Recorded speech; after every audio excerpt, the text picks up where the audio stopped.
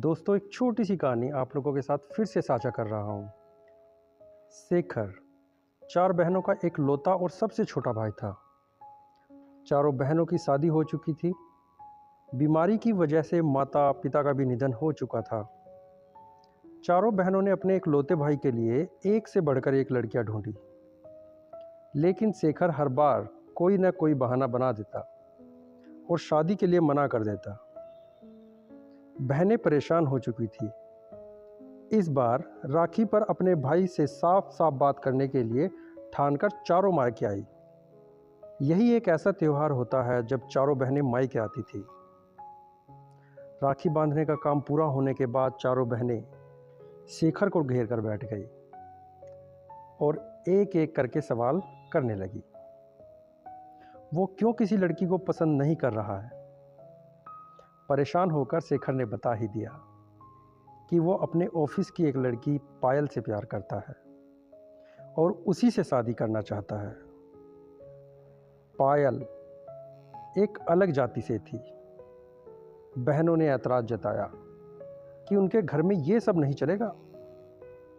दूसरी बहन बोली कि हम अपने ससुराल में क्या जवाब देंगे।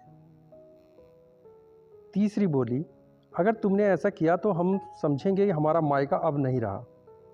उसे लगा ऐसा कहने पर शेखर शायद अपना विचार बदल दे। शेखर, जो बचपन से ही जिद्दी था, उसने अपना फैसला सुना दिया। मैं शादी करूंगा तो बस पायल से। चारों बहनें शेखर की जीत जानती थी। चारों नाराज होकर अपने ससुराल वापस चली गई। शेखर ने सबको मनाने की बहुत कोशिश की, पर कोई नहीं माना। आखिर उसने पायल से कोर्ट मैरिज कर ही ली। ऐसे में बहनों ने उससे बोलना बंद कर दिया। शेखर को हर साल राखी पर अपनी बहनों की याद आती थी। पायल भी उस दर्द को समझ सकती थी। शेखर दोस्तों से अपनी बहनों की खबर लेता था। पायल कहती है कि अब तो बहुत समय बीत चुका है, आप ही फ़ोन लगाकर बात कर लो। छोटे हो आप। शेखर, मैं तो बात कर लूँगा। मुझे किसी ने कुछ कहा तो फ़र्क नहीं पड़ेगा, लेकिन तुम्हें किसी ने कुछ कहा तो वो मैं सहन नहीं कर पाऊँगा। ये ना हो कि रिश्ते और बिगड़ जाएं। दिन बीते, साल बीते। एक दिन खबर आई कि शेखर की तीसरी बहन के पति का रोड एक्सीडेंट में निधन हो गया। यह सुनकर शेखर के पैरों तले जमीन खिसक गई। पायल ने शेखर को तुरंत निकलने की तैयारी कर दी। शेखर निकलते निकलते रुक गया। शेखर, मैं वहाँ कैसे? पायल बोली, अभी आपकी सबसे ज़्यादा ज़रूरत आपकी बहन को है। कोई कुछ बोल भी दे तो सुन लीजिएगा। और सुनिए, मैंने आपके बैग में एक चिट्ठी रखी है। वापस आने से पहले किसी एक बहन को दे दीजिएगा। शेखर चिट्ठी के बारे में पूछने की मन स्थिति में नहीं था। ठीक है बोलकर निकल गया। शेखर बहन के ससुराल पहुंचा। भाई को देखते ही बहन उसके गले लगकर खूब रोई। बहन का रोना भाई की आत्मा को चीर गया हो जैसे। सारी अंतिम क्रिया पूरी हो गई। शेखर निकलने की तैयारी करने लगा। बड़ी बहन शेखर का सामान बैग में रखने लगी। तभी उसके हाथ पायल की रखी चिट्ठी आई। ऊपर ही लिखा था, दीदी एक बार ज़रूर पढ़िएगा। बहन ने हिचकिचाहट में चिट्ठी खोली, जिसमें लिखा था, प्रणाम। मैं आप सबसे पहले तो माफ़ी चाहती हूँ कि इस दुख की घड़ी में मैं वहाँ आप लोगों के साथ नहीं हूँ, पर मैं और आपके भाई हमेशा आप लोगों के साथ हैं।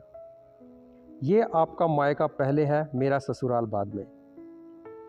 आपका पूरा हक है अपने भाई पर और आपके मायके पर। मैं आप लोगों के बीच ना कभी आई थी और ना कभी आऊँगी। मुझसे कोई गलती हुई तो माफ़ करें, लेकिन अपने भाई को अनाथ न करें। विनम्रतापूर्वक, पायल। उस समय तो इस चिट्ठी का जिक्र बड़ी बहन ने किसी से नहीं किया। समय बीता। अगले साल की राखी आ गई। सुबह सुबह दरवाजे की घंटी बजी। पायल ने शेखर से दरवाज़ा खोलने को कहा। शेखर ने दरवाज़ा खोला तो सामने चारों बहनों को देखकर खुशी से चिल्लाने लगा, पायल देखो कौन आया है। पायल हाथ में पानी का गिलास लेकर बाहर आई। वह जानती थी कि आज राखी पर शेखर की बहनें आने वाली हैं। ये बात पायल को उन लोगों ने ही फ़ोन पर बता दी थी। चारों बहनों ने कई साल बाद मायके में पैर रखा और सबसे पहले पायल को गले लगाकर धन्यवाद दिया। कहा, तुम्हारी चिट्ठी ने हिम्मत दी कि हम हमारे मायके आ सके। तुमने आज हमारा मायका हमें वापस दे दिया। हमेशा खुश रहो। शेखर के हाथों में इतने सालों बाद उसकी बहनों ने राखी बांधी।